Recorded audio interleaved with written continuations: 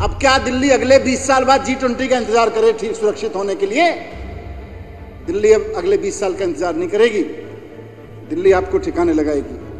Anti narcotics task force highly professional बंदे higher कीते ने, चाहे वो लॉ अफसर होण, चाहे वो फोरेंसिक दे होण, चाहे होर जांच दे अधिकारी होण, ते अपनी होणगे इन्हां दे। पंजाब सरकार में है नशे के खिलाफ जीरो टॉलरेंस। पंजाब सरकार का एक और कठोर कदम। शिकायत दर्ज करवाने के लिए मैसेज करें 9779100200 पर।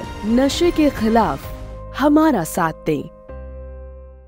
महिलाओं के खिलाफ एनसीआरबी का डेटा है, ये मेरा नहीं है, कोई पॉलिटिकल पार्टी का डेटा नहीं है, इन्हीं की भारत सरकार का डेटा है। महिलाओं के खिलाफ अपराध के 14,158 मामले दर्ज किए गए, जो देश के 19 महानगरों में सबसे ज्यादा हैं। इनमें से 1204 बलात्कार के मामले शामिल हैं, यानी कि प्रतिदिन कम से कम 3 बलात्कार हो रहे हैं दिल्ली में, और ये तो रिपोर्ट हो रहे हैं। और जो मैंने 20,000 परिवारों पे 1832 का डेटा बताया, आप ये भी देख लीजिए कि एनसीआरबी कह रही है कि हर 20,000 परिवारों में से 1832 परिवार किसी ना किसी अपराध का शिकार हो रहे हैं। यही एनसीआरबी बता रही है कि पूरे देश में यह एवरेज 422 का है। पूरे देश में हर 20,000 परिवारों पे 422 अपराध हो रहे हैं, लेकिन दिल्ली में हर 20,000 परिवारों पे 1832 परिवार अपराध का शिकार हो रहे हैं। क्या कर रहे हो भाई? दिल्ली की जनता ने एक ही तो जिम्मेदारी दी है कि पुलिस को ठीक से संभालो, पुलिस को लेके चलो साथ में। केजरीवाल जी को दिल्ली की जनता ने जिम्मेदारी दी, स्कूल ठीक कर दो, करके दिखा दिए, अस्पताल ठीक कर दो, करके दिखा दिए, बिजली 24 घंटे कर दो, करके दिखा दी, बिजली के बिल 0 कर दो, महंगी नहीं होनी चाहिए बिजली, बिजली फ्री में दे के दिखा दी, पब्लिक ट्रांसपोर्ट महंगा नहीं होना चाहिए, पब्लिक ट्रांसपोर्ट फ्री करके दिखा दिया महिलाओं के लिए। आपको एक जिम्मेदारी दी दिल्ली की जनता ने, सब दिल्ली पुलिस से हमें सुरक्षित करके दिखा दो। आप तो कह रहे हो हम तो नहीं करके दिखाएंगे, हम तो केवल G20 में कराएंगे। अब क्या दिल्ली अगले 20 साल बाद G20 का इंतजार करे ठीक सुरक्षित होने के लिए? दिल्ली अब अगले 20 साल का इंतजार नहीं करेगी, दिल्ली आपको ठिकाने लगाएगी, दिल्ली आपको हवा में उड़ाएगी। अध्यक्ष महोदय,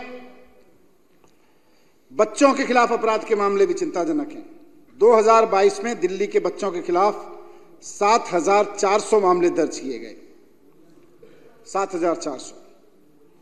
और चारों तरफ, हर तरफ विजेंद्र गुप्ता जी बैठे हैं। मुझे पूरी उम्मीद है कि जब आप इनको बोलने का मौका देंगे तो वो सिर्फ भारतीय जनता पार्टी के एक नेता की तरह नहीं, रोहिणी विधानसभा के एमएलए के रूप में भी बताएंगे कि उनकी विधानसभा में 2 बम की घटनाएं हुई हैं। क्या किया इन्होंने? जाके गृह मंत्री अमित शाह जी के सामने धरना देना चाहिए था इनको कि आपकी सारी की सारी एजेंसीज फेल हो गई, मेरी विधानसभा में लोग डरे हुए हैं, इनकी विधानसभा में लोग डरे हुए हैं, इस बात को लेके रोहिणी के लोग डरे हुए हैं। मैं दिल्ली का शिक्षा मंत्री रहा हूं, मुझको पता है स्कूलों में बम फट रहे हैं, स्कूलों के किनारे बम फट रहे हैं, रोज स्कूलों में धमकियां आ रही हैं बम की। सर सोच के देखिए, हमारे भी बच्चे हैं, क्या बीतती होगी उन माँ बाप पे जब उनको पता चलता है कि फलाने स्कूल में बम की धमकी आ गई, हार्ट अटैक नहीं हो गया, यही बहुत बड़ी बात है घर में बैठी माँ को या ड्यूटी पे गए हुए पिता को। ये कह रहे हैं पॉलिटिसाइज मत करो, पॉलिटिकल मत बोलो। क्यों नहीं बोले? दिल्ली के एक एक माँ बाप का दुख है कि वो उनका बच्चा जिन स्कूलों में पढ़ने जा रहा है वहां पे खबरें आ रही हैं, बम की धमकियां मिल रही हैं। आज फ्लाइट में बम की धमकी आ जाती है, सारे एयरपोर्ट पे हालत खराब हो जाती है। जिन जिन के लोग फ्लाइट में चल रहे हैं, फ्लाइट में गए हैं किसी फ्लाइट को, उनसे पूछ के देखो क्या हालत बीतती है उन पे। आपके लिए तो खबर होगी वो, लेकिन उनके लिए सोचो ना, जिनके लोग किसी फ्लाइट को पकड़ने एयरपोर्ट पे गए हुए हैं, क्या बीतती होगी उन पे। आप कह रहे हो अपराध तो कोई विषय नहीं है। क्यों विषय नहीं है? उस माँ से पूछो जिसका बच्चा स्कूल गया है, उस भाई बहन से पूछो, उस पत्नी से पूछो जिसका पति अभी फ्लाइट पकड़ने के लिए गया है। आप बम ब्लास्ट करा रहे हैं दिल्ली में और आपको कह रहे हैं हमें पता ही नहीं है। महीने के अंदर अंदर 2 बम ब्लास्ट हो गए। क्या कर रही है आपकी एजेंसी? इससे बड़ा फेलियर तो अब तक नहीं देखा मैंने। मैं पत्रकार भी रहा हूं, राजनीति में भी रहा हूं, सामाजिक जीवन में रहा हूं। दिल्ली में इससे बुरी हालत कभी नहीं देखी। हम लोग सुनते थे कि शूट आउटलेट लोखंड वाला, बड़ा फिल्मी नाम लगता था दूर से देखने में। आज तो जिस दिल्ली में देख रहे हैं हम, जिस दिल्ली में हम बैठे हैं, उसमें रोज खबर आ रही है shoot out at Kabir Nagar, shoot out at Rohini, shoot out at Paschim Vihar, shoot out at Narayana, shoot out at Meerabagh, shoot out at Jyoti Nagar, shoot out at Sonia Vihar, shoot out at hotel, shoot out at restaurant, shoot out at car showroom, हर जगह shoot out ही हो रहे हैं। नवंबर के पहले हफ्ते में अखबार पढ़ रहा था मैं एक दिन, डर लगा मुझे भी दिल्ली में देख के। 9 नवंबर की अखबार की रिपोर्ट थी कि पिछले 10 दिन में शूट आउट की 7 घटनाएं हुई हैं इसी महीने में, जिस महीने में हम बात कर रहे हैं। दिल्ली में शूट आउट की 7 घटनाएं हुई हैं। ये अमित शाह जी ने दिल्ली को शूट आउट राजधानी बना दिया है। शूट आउट एट रोखंडवाला की जगह इतने सारे मैंने नाम पढ़े, हर जगह से हम कहीं ना कहीं सुन रहे हैं कि shoot out at this, shoot out at this, shoot out at this. Delhi के हर कॉलोनी, हर मोहल्ले से खबरें आ रही हैं, झुग्गियों से लेके बड़ी बड़ी कॉलोनियों तक, सामान्य रेस्टोरेंट चलाने वाले से कार के शोरूम चलाने वाले तक, कोई सुरक्षित नहीं महसूस कर रहा। सबको डर लग रहा है कि पता नहीं आने वाला फोन वसूली का ना हो, पता नहीं सामने जो मोटरसाइकिल रुक रही है गोली ना चला जाए इस पे से कोई उतर के। इस दहशत में आज दिल्ली के आम व्यापारी को जीना पड़ रहा है, दिल्ली के आम आदमी को जीना पड़ रहा है। कौन सी लॉ एंड ऑर्डर की बात कर रहे हो? कौन सी लॉ एंड ऑर्डर को ठीक किया है आपने? 10 साल हो गए आपको, तीसरा टर्म मिला है आपको।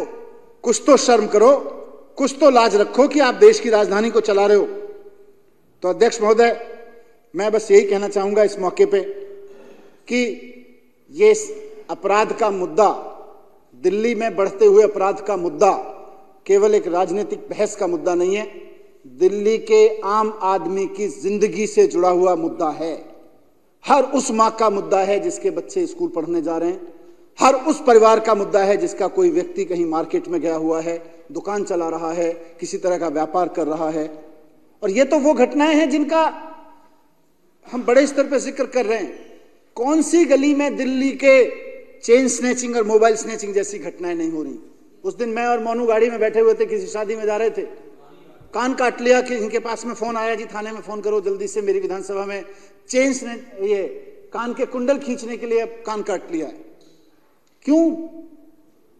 क्योंकि आप ड्रग्स मंगवा रहे हो दिल्ली में बड़े पैमाने पे, आपने ड्रग्स का कारोबार पैरेलल चला रखा है, सारा देश जान रहा है। मैं रिकॉर्ड के आधार पे कह सकता हूं कि सारा ड्रग्स पता नहीं कहां कहां से आके गुजरात आ रहा है और गुजरात से दिल्ली लाया जा रहा है। हजारों हजार करोड़ रुपए का ड्रग्स इस तरह से लाया जा रहा है।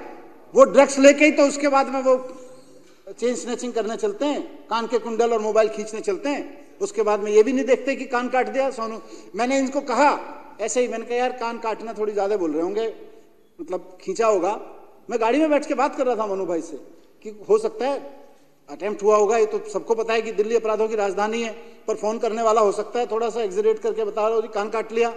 फोटो आ गया इनके पास में, थोड़ी देर में वीडियो था, इतना दर्दनाक वीडियो था वो।